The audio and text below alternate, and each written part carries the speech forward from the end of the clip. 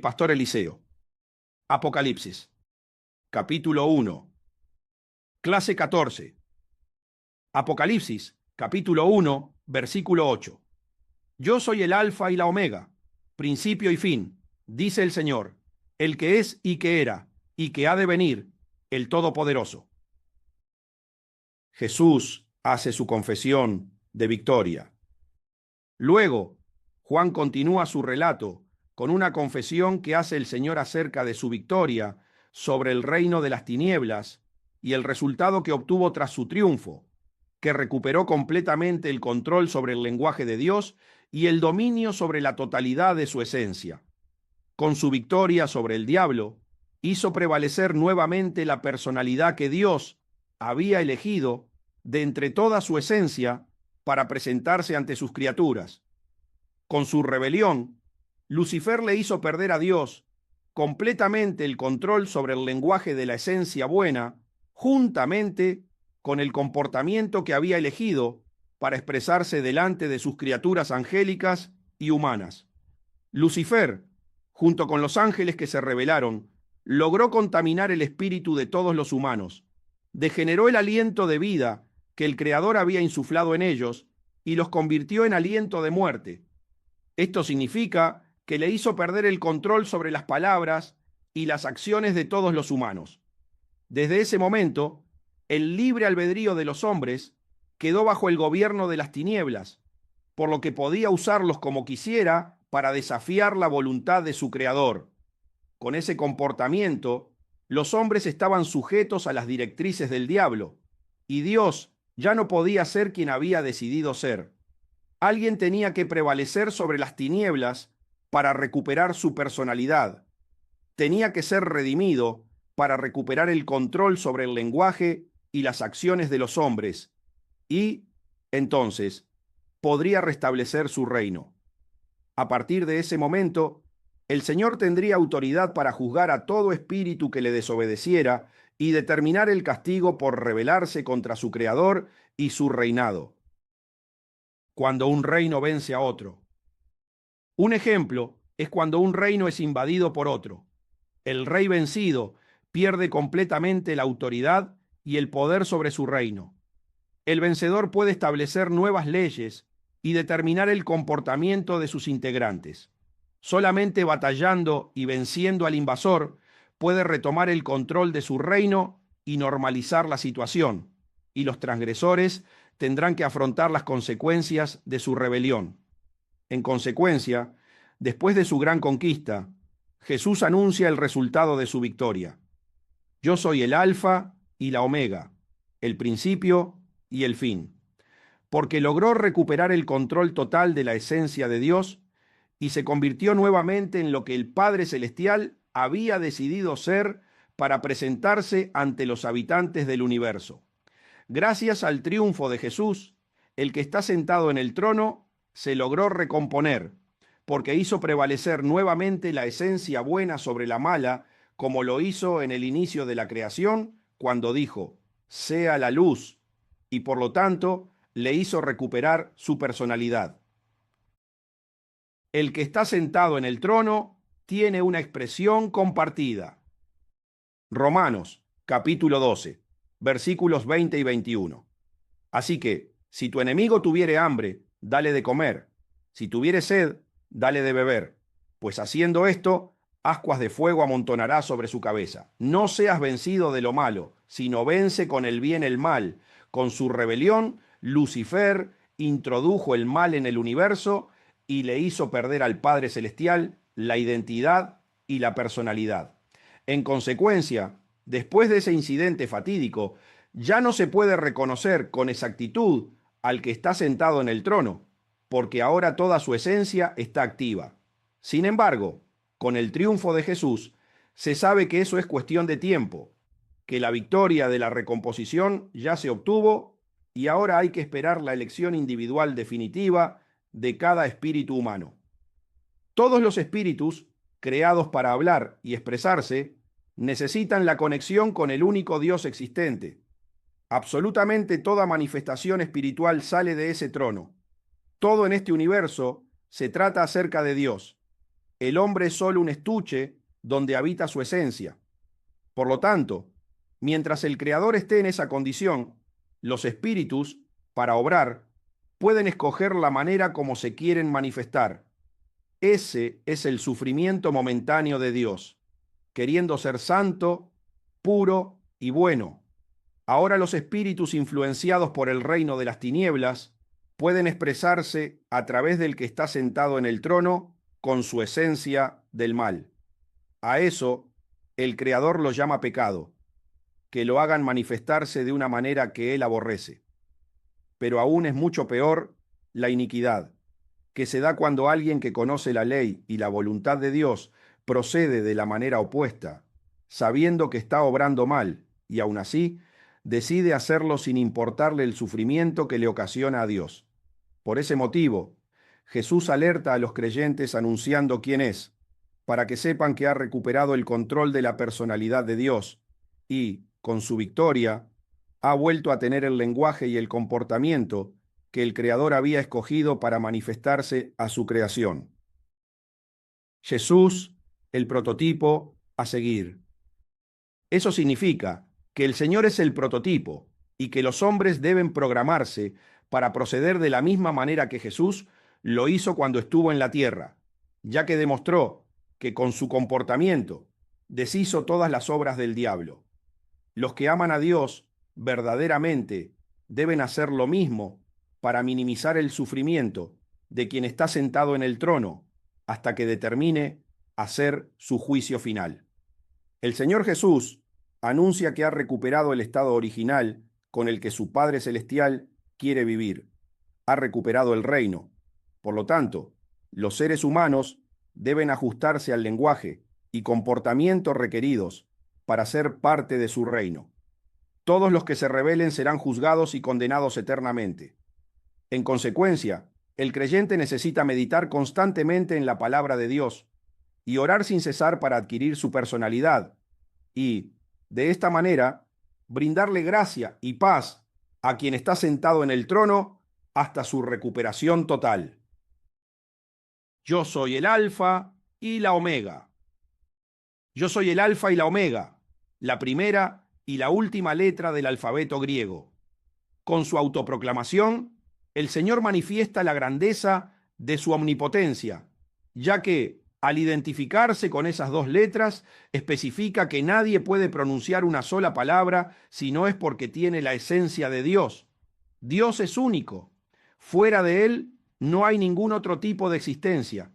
Por lo tanto, cada espíritu que emite una letra con sus labios lo hace por su influencia, tanto si usan el lenguaje del bien como si usan el del mal. Es muy importante entender lo que Jesús declara con profundidad, porque Dios, al ser el único creador, significa que ningún espíritu puede existir si no fuera porque tiene su esencia, tanto la buena como la mala, dependiendo de la que haya escogido con su libre albedrío. Pero todos los ángeles y los humanos están plenamente llenos de Dios. Todos tienen la presencia de Dios. Tanto los hombres que no conocen a Jesús como los creyentes que no tienen profundidad espiritual en el conocimiento de las Escrituras, aunque obren de una manera contraria a los mandamientos de Dios y a realizar su voluntad, igualmente están llenos de su presencia, porque necesitan de su sustento espiritual para existir, debido a que es el único generador de vida. El inconveniente es que, por no tener una comunión íntima con Dios, no saben que su propia existencia se sostiene por consumir de su esencia mala, la que Lucifer activó con su pecado, pero el Señor la aborrece. En consecuencia, la prostituta, el drogadicto, el alcohólico, el ladrón, el asesino, el mentiroso, el iracundo y demás pecadores, todos ellos están plenamente llenos de la presencia de Dios. Si no, no podrían existir. Génesis, capítulo 2, versículo 7. Entonces, Jehová Dios formó al hombre del polvo de la tierra y sopló en su nariz aliento de vida, y fue el hombre un ser viviente. El hombre es una criatura formada del polvo de la tierra. Dios insufló dentro de su cuerpo su aliento de vida, y se convirtió en un ser viviente. Por lo tanto, corpóreamente se sostiene con vida por la presencia de Dios. En consecuencia, con cada palabra que sale de su boca y con cada acción, está haciendo que Dios se exprese a través de él. Lo mismo sucede con aquellos que recibieron a Jesús como su Salvador, meditaron en su palabra y se dejaron programar para vivir por la gracia. Ellos son los que están llenos de la esencia buena de Dios, y cuando hablan, es Dios quien habla a través de ellos. Los que están llenos de su esencia mala son los que le producen un malestar, con su manera de proceder, al que está sentado en el trono, porque de todas formas, tienen que tomar de su presencia para expresarse, aunque hagan lo que le desagrada. Necesitan consumir de ese trono. El hombre debe ser consciente de que es solo un estuche para que Dios se manifieste. No puede hacer nada por su propia iniciativa. Es el fruto total de una programación.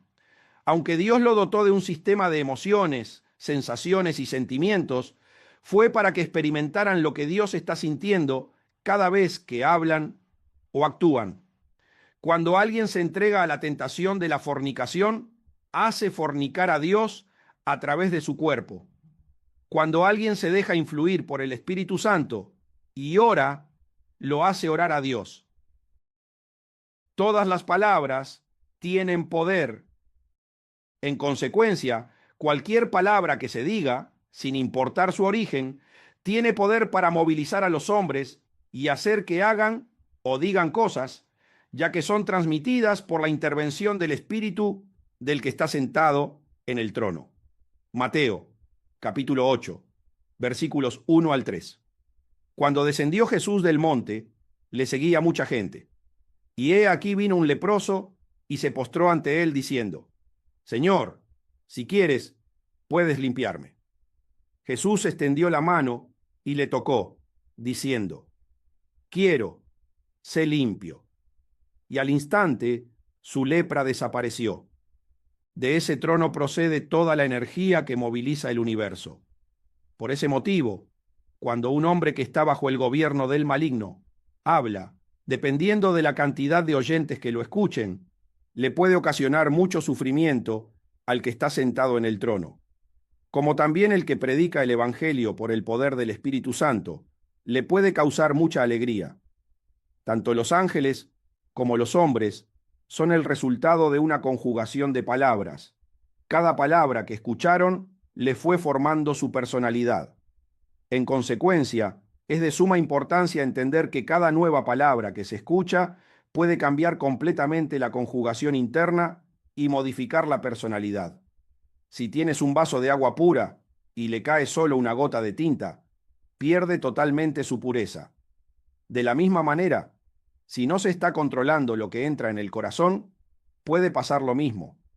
Con una palabra dicha por alguien influenciado por el diablo, puede llevar a un creyente a una hecatombe espiritual. Mateo, capítulo 12, versículos 35 al 37. El hombre bueno, del buen corazón, saca buenas cosas, y el hombre malo, del mal corazón, saca malas cosas. Mas yo os digo que de toda palabra ociosa que hablen los hombres de ella, darán cuenta en el día del juicio. Porque por tus palabras serás justificado, y por tus palabras serás condenado. En este pasaje se puede apreciar cómo el Señor Jesús, con solo decirle a un leproso, sé limpio, hizo que esa palabra entrara en su corazón, desplazando de su vida la enfermedad por completo. Cuando su condición era gravísima, estaba condenado a vivir apartado de los demás, y con la palabra de Jesús, su piel quedó restablecida y nuevamente se pudo integrar a la sociedad. Con una sola palabra que escuche un hombre, se puede sanar, y, con otra, morir. Por lo tanto, se debe hacer un control estricto de las palabras que se dicen y también de las que se escuchan, porque pueden cambiar el sentido de la vida en un instante. El juicio futuro que se realizará sobre cada ser humano se basará en las palabras que haya dicho a lo largo de su vida. Serán estas las que determinarán su destino eterno. Palabras ociosas. Mateo, capítulo 12, versículos 35 al 37. El hombre bueno, del buen corazón, saca buenas cosas, y el hombre malo, del mal corazón, saca malas cosas. Mas yo os digo que de toda palabra ociosa que hablen los hombres de ella, darán cuenta en el día del juicio. Porque por tus palabras serás justificado, y por tus palabras serás condenado. Estos versículos revelan la importancia de entender que el Señor es el Alfa y la Omega, y la función que cumple cuando habla sobre el que está sentado en el trono, porque en el juicio futuro se va a determinar la morada eterna de cada espíritu, y esta decisión se basa en las palabras que se hablaron en el corazón, si fueron dichas de acuerdo con su esencia buena o mala. Cuando la Escritura habla del corazón, no se refiere al órgano que se encuentra en la parte corporal del hombre y que bombea la sangre, sino al corazón del espíritu, que se halla en su cabeza, y lo describe como el hombre interior. En ocasiones, la Escritura también identifica al corazón con la palabra santuario. Ezequiel, capítulo 28, versículo 18. Con la multitud de tus maldades y con la iniquidad de tus contrataciones, profanaste tu santuario. Yo, pues, saqué fuego de en medio de ti, el cual te consumió, y te puse en ceniza sobre la tierra, a los ojos de todos los que te miran. Eso fue exactamente lo que le pasó a Lucero. Quizá las palabras que lo profanaron fueron cuando dijo, puedo ser como Dios. Él mismo puso ese lenguaje en su mente y lo dejó bajar a su corazón, de modo que el santuario se llenó de maldad. En el corazón espiritual se aloja toda la información que forma la personalidad del hombre. Ahí guarda todas las palabras que escogió luego de los impactos que recibió a través de sus sentidos y que le forman la conjugación que va a determinar su existencia y destino eterno. De ahí le emana la vida. Cuando el texto se refiere a las palabras ociosas que hablan los hombres, no se refiere a que haya palabras neutras que no causan ningún efecto en los oyentes. Todo lo contrario, van a provocar una reacción negativa, van a incitar al pecado y van a obrar en contra del reino de Dios. Hay muchas formas de hablar palabras ociosas y destructivas. Por ejemplo, predicar el Evangelio sin la influencia del Espíritu Santo es fatal para los oyentes, ya que van a escuchar algo que después no podrán cumplir, pues no está respaldado por la esencia buena de Dios. Cada palabra que se dice está influenciada por una de las dos esencias. Por ese motivo, no existen palabras ociosas que no causen algún efecto contraproducente. Todas las palabras llevan a una reacción positiva o, en su defecto, en contra del reino de Dios. Todas las palabras están gobernadas por el reino de la luz o el de las tinieblas.